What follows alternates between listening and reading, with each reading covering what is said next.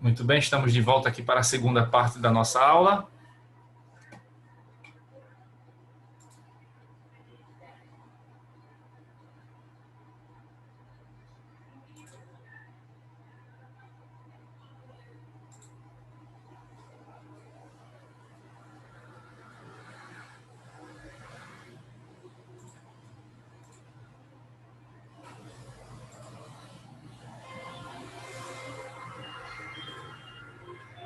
Então, só lembrando aqui, né, da primeira parte que eu tinha falado sobre os exercícios. Então, vocês mandam para mim pelo e-mail, tá? Pode ser esse aí, o joseclaudemir@gmail.com. Eu até prefiro que seja por aí, porque por esse e-mail eu consigo responder, né, dizendo, ó, recebido. Já no e-mail institucional que vocês têm aí, né, o meu da própria CEUNI, eu não tenho como fazer, não sei se agora mexeram, né? Mas no semestre passado eu não tinha como responder se tinha recebido. Então vocês só iam saber quando eu colocasse os pontos, né? Então, para a nossa segurança maior, é melhor mandar as respostas, né, do exercício para esse e-mail aí que está nesse slide, né? Que depois eu vou mandar para vocês. Na verdade, é o e-mail de sempre, né? O e-mail que vocês sempre entram em contato comigo desde lá, o Direito Constitucional. E agora também direito do consumidor, tá certo? Aí esse e-mail é melhor porque eu consigo lá separar direitinho, né, por área, e aí eu consigo também responder quando eu recebo os e-mails, tá certo? Então, preferencialmente mandem para mim pelo e-mail do Gmail, se não tiver outro jeito, manda lá pelo da CEUNI, mas eu não sei se eu vou ter como responder, porque até o semestre passado eu não tinha como responder. Só via, né, só visualizava, mas não tinha como dar a resposta para vocês que tinha recebido. Né? Fica lá só, para mim, né, só aparecem lá alunos, materiais dos alunos e tal. Certo? Bom, agora a gente vai começar um segundo assunto aqui, né, depois de termos visto as noções gerais de direito do consumidor, então a gente vai agora ver os princípios e direitos básicos do consumidor. Então é hora de conhecermos o Código do Consumidor mais a fundo, né? Ainda vamos ver algumas questões constitucionais aqui, mas vamos mais a fundo também para a gente analisar com mais detalhes o CDC, né? Já que estamos nesse processo já de conhecimento do Código de Defesa do Consumidor.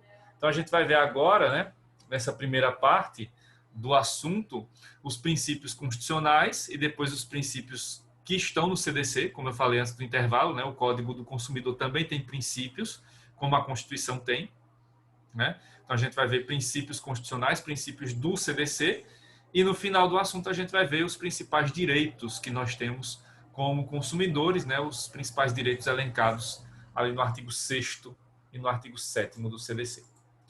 Bom, então vamos ver aqui os princípios constitucionais, aqueles princípios, claro, não vamos ver todos, né? Vocês já viram esse tema lá em direito constitucional. Vamos ver aqui os princípios que estão presentes na Constituição e que incidem também, tem aplicação aqui no direito do consumidor. Então vamos começar pelo princípio da dignidade da pessoa humana, que está lá previsto no artigo 1º, inciso 3 da Constituição. Aqui, em relação ao direito do consumidor, o que nós temos é o seguinte, né? Em relação à dignidade humana e consumidor. A dignidade da pessoa humana é um princípio fundamental aplicável a todos os direitos fundamentais e direitos humanos. E, como já vimos, né, que tem lá a previsão no artigo 5º da Constituição, o direito do consumidor é um direito fundamental. Então, um dos nossos direitos fundamentais que nós temos na Constituição é o direito do consumidor. E, como tal, como direito fundamental, o direito do consumidor também tem como princípio fundamental, princípio basilar, o princípio da dignidade da pessoa humana. Então, ele também vai aparecer aqui no direito do consumidor, já que esse direito do consumidor é um direito fundamental, certo? Daí nós temos, né, a ideia da dignidade da pessoa humana, ela vem, né, expressa principalmente pela questão da busca pelo chamado mínimo vital ou mínimo essencial, né? Vocês aprenderam isso lá em direito constitucional, fala-se muito isso em relação, por exemplo, ao direito à saúde e tudo mais, direitos sociais, né?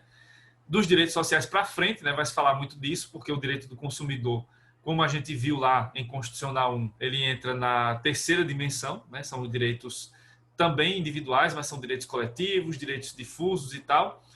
Então, nesse contexto, vai se analisar aqui também qual seria, né, o mínimo vital ou o mínimo essencial em relação ao direito do consumidor. Como vamos garantir aqui no Brasil, especificamente, o direito do consumidor, né, tendo por essa perspectiva, ou visto por essa perspectiva, do mínimo vital ou mínimo essencial, que vocês sabem, né, que já, né, a conceituação geral do que é o mínimo essencial, ou mínimo existencial, ou mínimo vital, seria, né, o mínimo necessário para que aquela pessoa, né, vivesse ou tivesse aquele direito minimamente garantido. Então, aqui em relação ao direito do consumidor, como vai se manifestar o mínimo existencial, o mínimo vital ou o mínimo essencial? Ele vai ser garantido, segundo o Risato Nunes, por meio de dois direitos, ou dois grupos de direitos.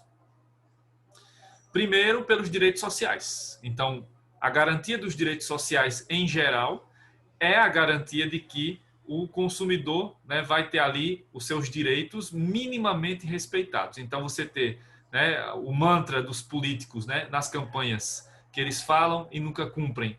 Garantir educação, garantir saúde, garantir alimentação saudável, garantir transporte, habitação, moradia, etc, etc, etc.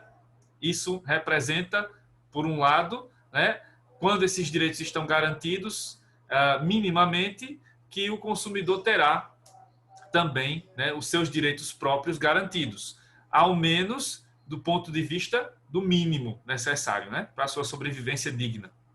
Mas não basta só isso, não basta só ter os direitos sociais, mas também é preciso ter o direito ao meio ambiente, né, minimamente equilibrado ali, né, ecologicamente equilibrado, de maneira mínima, pelo menos. Então, esses dois grupos de direitos, os direitos sociais e o direito ao meio ambiente, são as expressões, segundo, né, o Risato Nunes e outros autores aqui de direito do consumidor. Esses grupos de direitos, quando estão minimamente garantidos, vão ser a expressão do mínimo vital ou do mínimo essencial ou do mínimo existencial para o direito do consumidor. Então, quando esses direitos estão minimamente garantidos, aí você tem a garantia, pelo menos mínima, de que o consumidor terá os seus direitos respeitados. Sim, é isso, né? Então, essa questão do mínimo existencial, o mínimo vital ou essencial vai ser garantida aqui a partir do momento em que você tem garantidos, ao menos de maneira mínima, minimamente, os direitos sociais e o direito ao meio ambiente. Quando você tem essa garantia mínima de que esses direitos estão sendo respeitados, isso vai refletir na garantia mínima que seja de que nós consumidores tenhamos os nossos direitos também garantidos. Claro que aqui não estou falando daquela questão ideal, né? Que seria termos uma educação de qualidade para todos, termos saúde disponível, né? Serviços de saúde disponíveis para todos. Não, porque não estou falando aqui da garantia plena, estou falando da garantia mínima, né? E hoje, na situação que o Brasil vive, ter essa garantia mínima acaba sendo quase que um privilégio, né? De poucos, porque a grande maioria da população brasileira não tem essas garantias.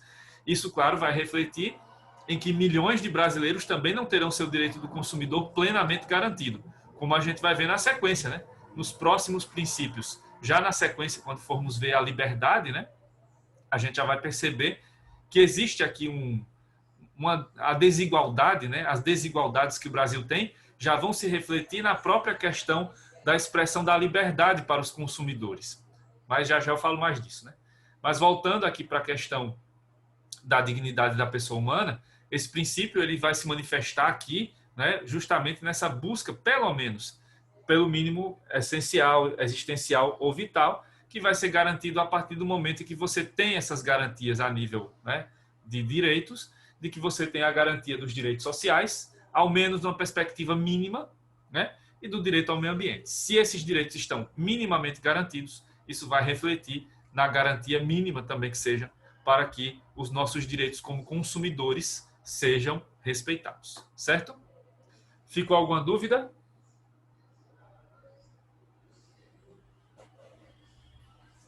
Não, professor, tranquilo. Beleza.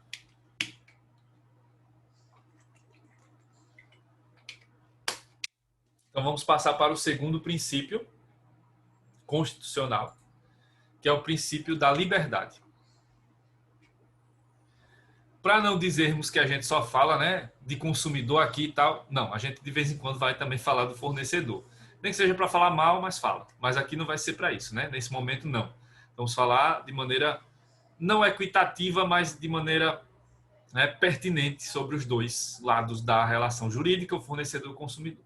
Então, quando falamos do princípio de liberdade, né, o princípio da liberdade, que é um princípio bem amplo e que comporta vários direitos, né, várias liberdades que nós temos lá na Constituição, quando esse princípio é trazido para o direito do consumidor, nós precisamos analisar esse princípio sob duas perspectivas, né?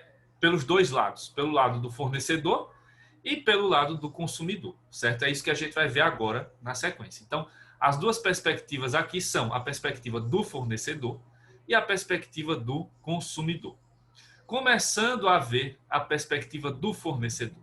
Como é que podemos visualizar o princípio da liberdade aplicável aos fornecedores no direito do consumidor, a quem produz, a quem vende, né? A quem comercializa, entre outras coisas.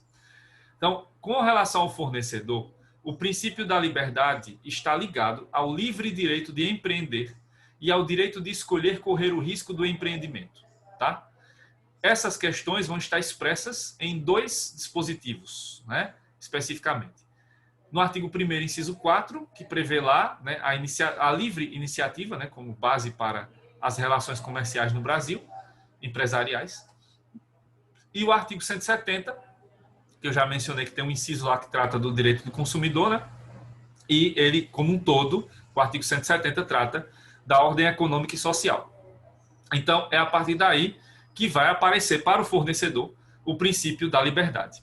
E aqui, o princípio da liberdade, no caso brasileiro, vai se expressar por esses dois pontos. O livre direito de empreender, em primeiro lugar. Então, todas as pessoas, né, todos nós, desde que tenhamos condições para isso, né, dinheiro, somos livres para empreendermos, ou seja, para abrirmos um ramo de negócio, tá? Como eu falei isso lá atrás, no segundo período em Direito Constitucional, vocês devem lembrar disso, nós temos liberdade para empreender, para abrir qualquer ramo de negócio, desde que ele não seja proibido pela lei. Então, claro, aí pode-se abrir, né, uma loja de roupas, pode-se abrir uma loja de materiais de construção, um shopping center, mas aí quando se chegar a questões, né, de ilegalidades, claro que isso não vai estar coberto por esse princípio, né? A liberdade também tem limites. Então, usando daqueles exemplos da época, né, do segundo período, o que é que não dá para funcionar aqui como livre direito de empreender? Seria, por exemplo, abrir um delivery para vender drogas ilícitas, como maconha, cocaína, etc. Não pode, né? Não entra nessa garantia aí.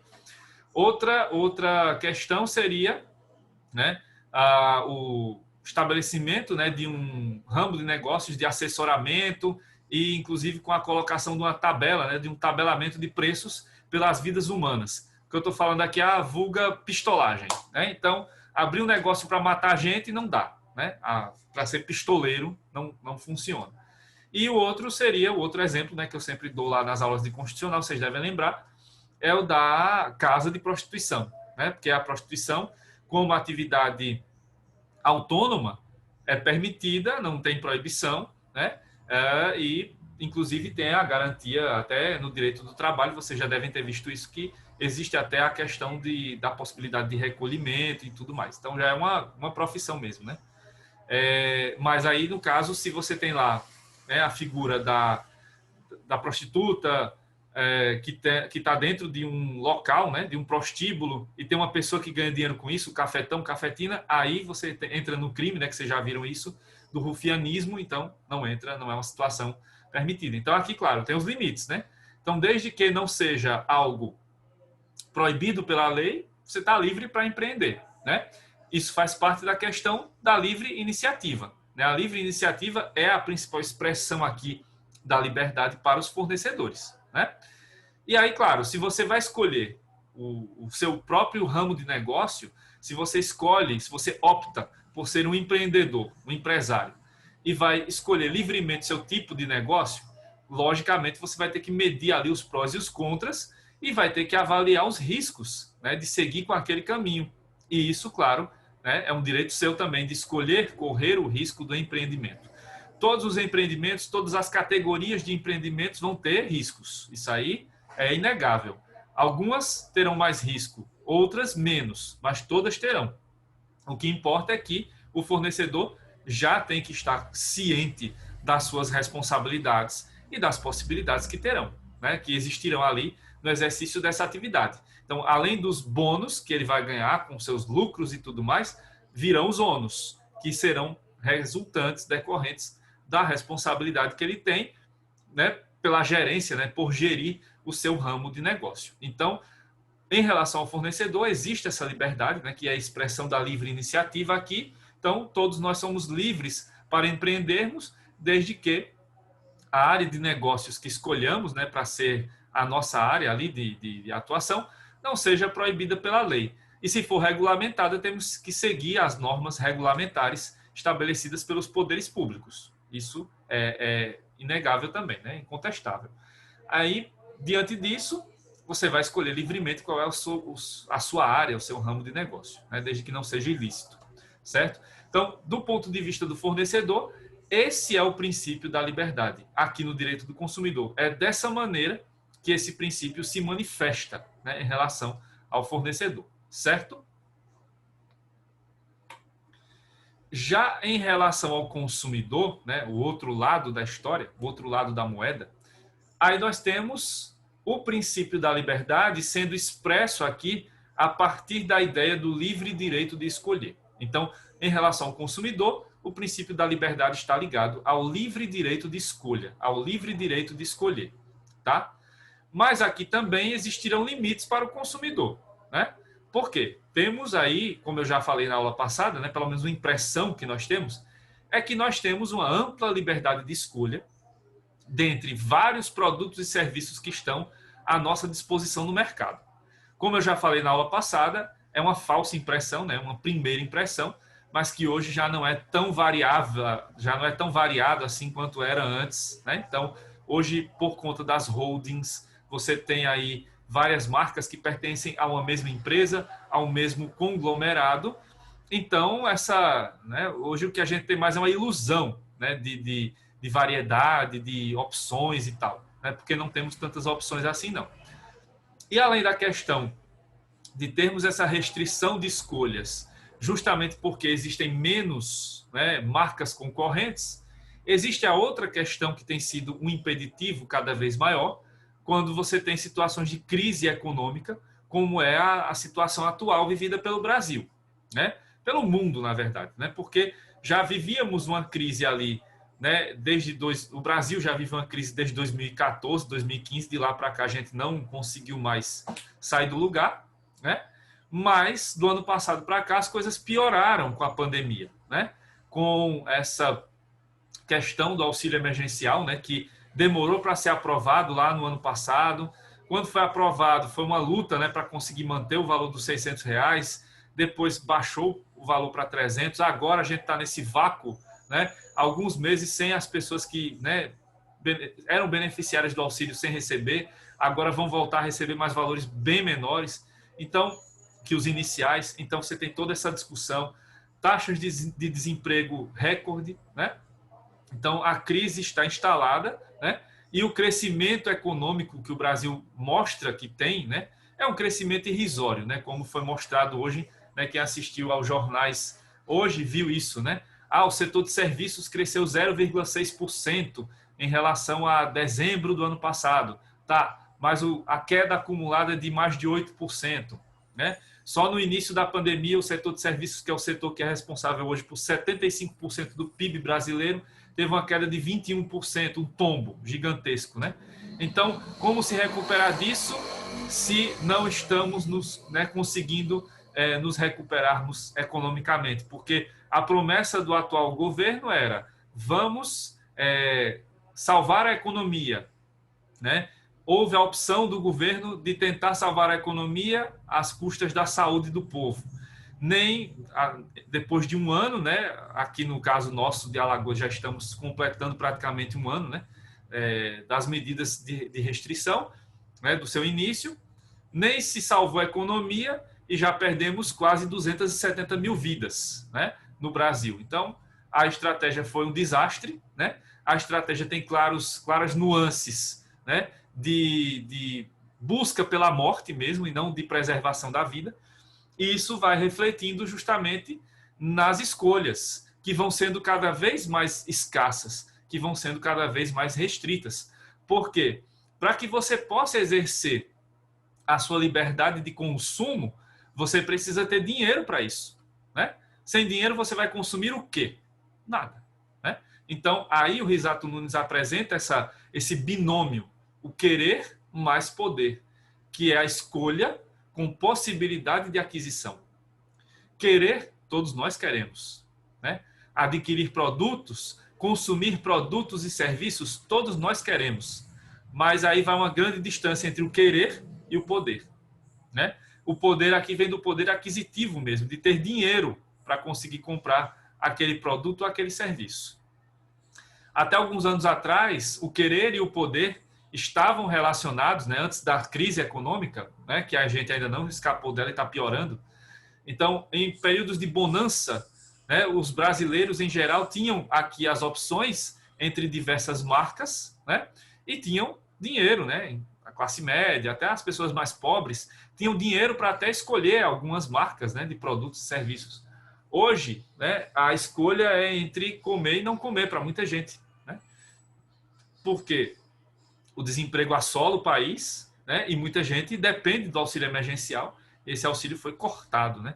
Então, essas pessoas estão sem ter nenhum, até o querer está afetado, né? Porque essas pessoas, com certeza, né, a escassez, né, a falta de dinheiro, isso afeta, né, a própria saúde mental das pessoas. A gente que tem dinheiro para comprar está com a saúde mental afetada pela pandemia, imagina quem, né, não tem dinheiro para isso. Então, imagina só a luta que deve estar sendo para essas pessoas, né, para poder sobreviver um dia de cada vez.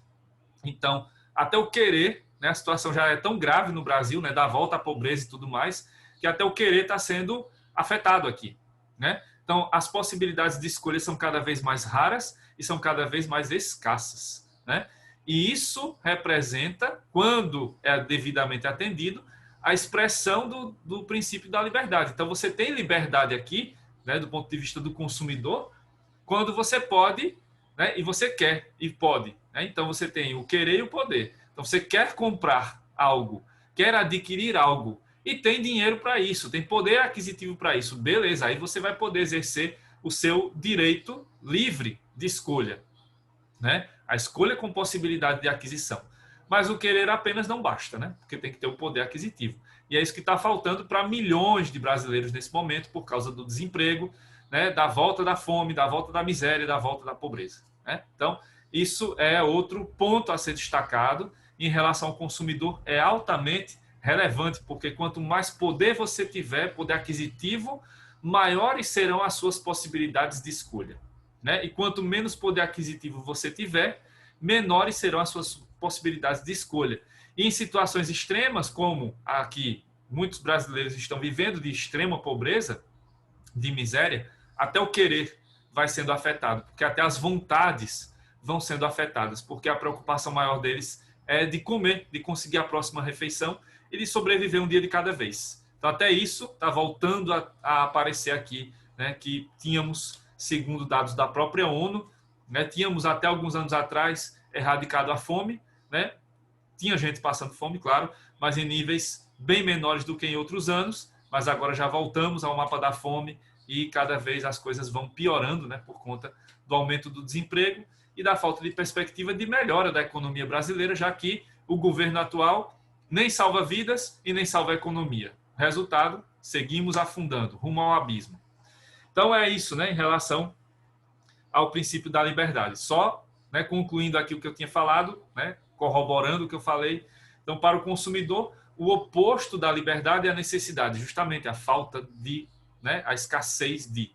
Aí é onde deveria aparecer, e o próprio Código do Consumidor permite isso, né, o próprio sistema normativo de consumo no Brasil permite isso, a possibilidade de intervenção do Estado no domínio econômico para garantir aquilo que não é possível ser adquirido pelo consumidor.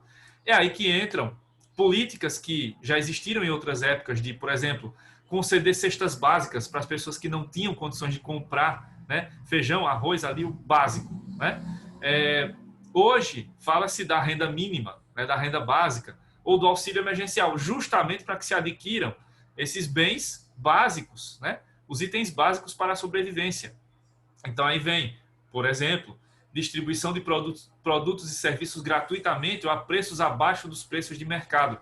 É o governo atuando aqui. Pode haver isso? Pode, claro, já houve em outros momentos. E outros países fazem isso tranquilamente. Nenhum é comunista, não. São países capitalistas mesmo.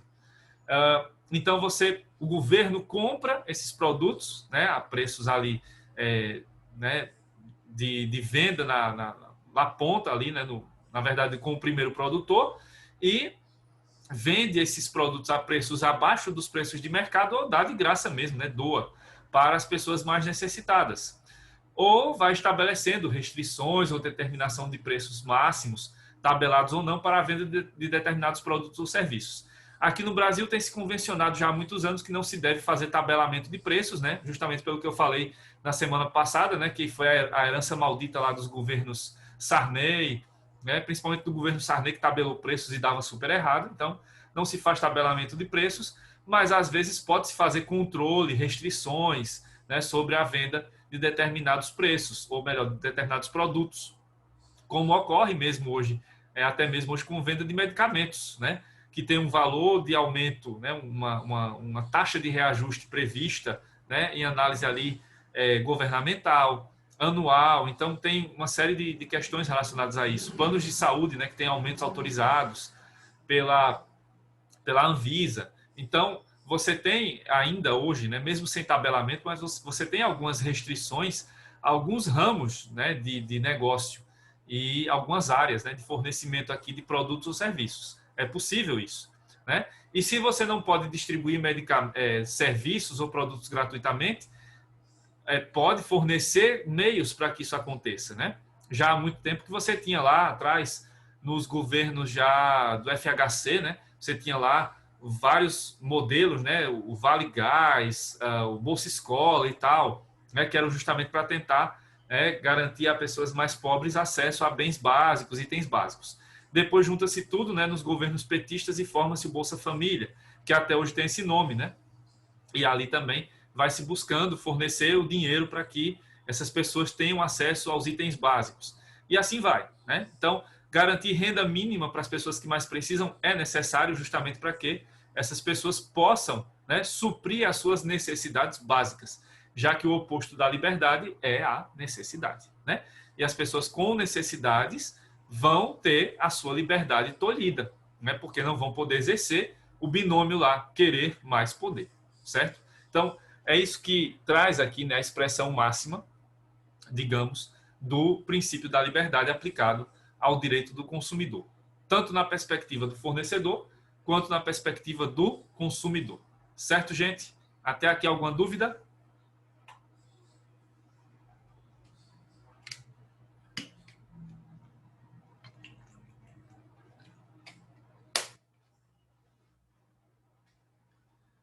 Sem dúvidas, então, vamos seguir.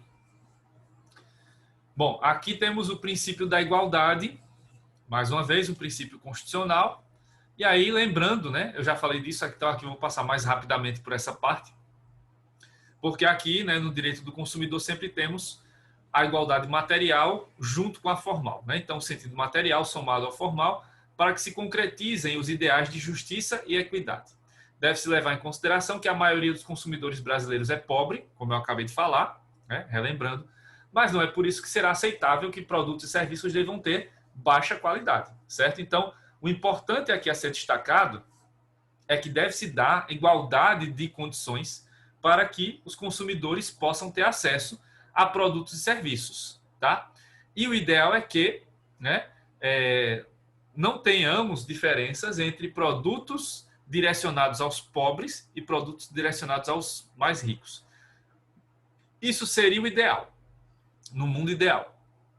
Mas os produtores aqui no Brasil, né, tanto da agricultura, pecuária, até a indústria, né, Tem, sim, as linhas de produção voltadas para vários poderes aquisitivos. Isso acaba implicando, né, em que vai haver diferença de qualidade desses produtos. Quanto mais caro, presume-se, de melhor qualidade será. Nem sempre isso acontece, mas há uma presunção em relação a isso aqui, né? Bom, e aí o que se tenha nessa questão é que os produtos lá direcionados para a classe E, para a classe D, né, que são as pessoas mais pobres, não podem ter qualidade, né, totalmente ali discutível. Não, eles devem ter uma qualidade, requisitos mínimos que devem ser cumpridos e tal, sim, devem ter, né? O ideal seria que todo mundo tivesse acesso aos bens com o mesmo nível de qualidade, né, com o alto nível de qualidade que deveria ser ali colocado para todos os produtos e serviços, mas infelizmente não é isso que acontece, né? Então, saindo um pouco do ideal, né, chegando para o mundo real, infelizmente você vai encontrar mesmo, né, na indústria, no comércio, nos serviços, até na agricultura e na pecuária, né, frutas, verduras, tipos de carne que são direcionados para a classe A e outros que são direcionados para as classes mais pobres, né? Mas aí há regras que devem ser seguidas e essas regras devem ser seguidas para que padrões mínimos de qualidade, pelo menos, sejam obedecidos em qualquer uma desses produtos ou serviços oferecidos ou colocados no mercado, né? E aqui, claro, também deve se levar em consideração o outro ponto que eu falei, né, que é a questão de que existe uma desigualdade de fato, né, consumidor-fornecedor. Então, o consumidor é sempre aqui a figura mais vulnerável da relação jurídica. O fornecedor sempre tem uma posição privilegiada e o Código do Consumidor foi criado justamente para que existam normas protetivas do consumidor, né, protetivas voltadas para o consumidor, para que, havendo, né, discussões judiciais sobre o tema, possa se equalizar, possa chegar à igualdade, né, de direito também entre fornecedor e consumidor. Por isso que o direito do consumidor será mais favorável, vai ter um lado, né? Ele vai ser sempre mais, ou quase sempre, mais favorável ao consumidor, certo? Bom, aí outra questão, né? Mundo real, mundo das ideias. É o princípio da solidariedade, né? Que está lá previsto no artigo 3º, inciso 1º da Constituição.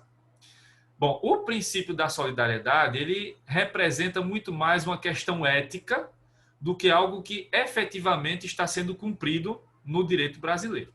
E aí vocês vão entender por quê, né? É mais um dever ético do que algo que efetivamente existe e é cumprido. Por quê eu digo isso?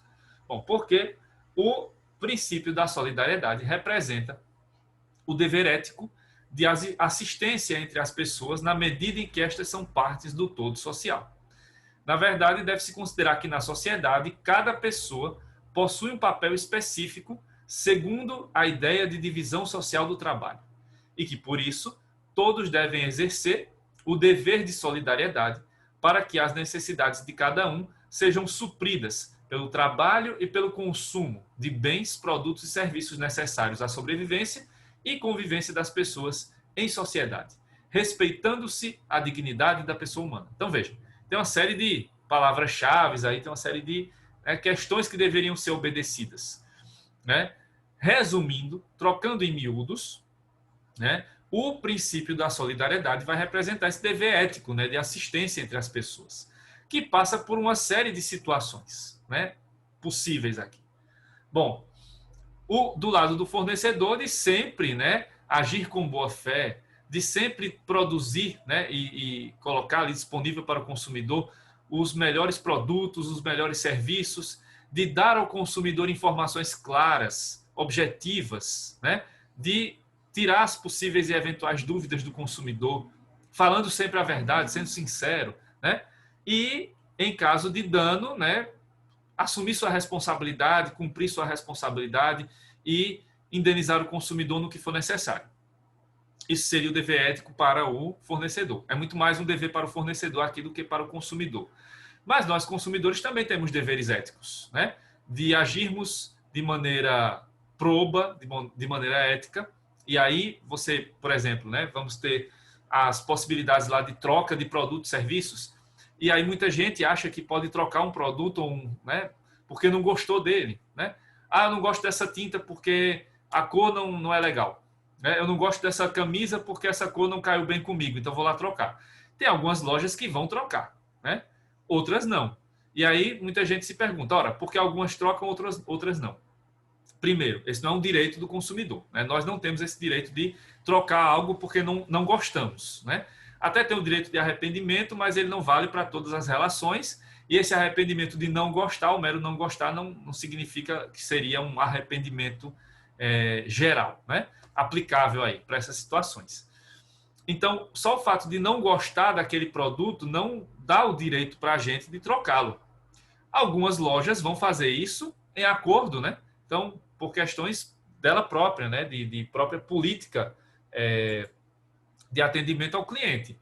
Mas ela não está obrigada a fazer isso. Então, aquela loja que não troca um produto porque você não gostou, não está errada, né? Então, ali, usar desses artifícios de, você não gostou, e aí vai lá e inventa outra história para poder trocar o produto. Então, né, há um problema aí de uma quebra de um dever ético do consumidor. Aquela velha história, né? Hoje, cada vez menos a gente tem transações com dinheiro, né? Mas se você paga lá em dinheiro e recebe um troco errado, né, não é muito positivo do ponto de vista ético, não é nada positivo do ponto de vista ético você ir para casa com um troco a mais, né? Então, são essas questões também que envolvem aqui o consumidor e que devem ser utilizadas, devem ser sempre lembradas. E aí, quando se fala na questão ética, na questão desse dever ético, né, de assistência entre as pessoas, fornecedores e consumidores, nunca é demais lembrar do Zygmunt Bauman. Então, deixa eu pegar aqui o livro do Bauman, que especificamente trata, né, do direito do consumidor, que é esse aqui. A ética é possível no mundo de consumidores? O Maxwell, que é meu orientando do PIBIC, já leu esse livro, né, que eu já pedi para ele ler esse capítulo, né? Mas vocês ainda não tinham visto ele, provavelmente não. Se já viram, ótimo, né? Porque é um livro maravilhoso.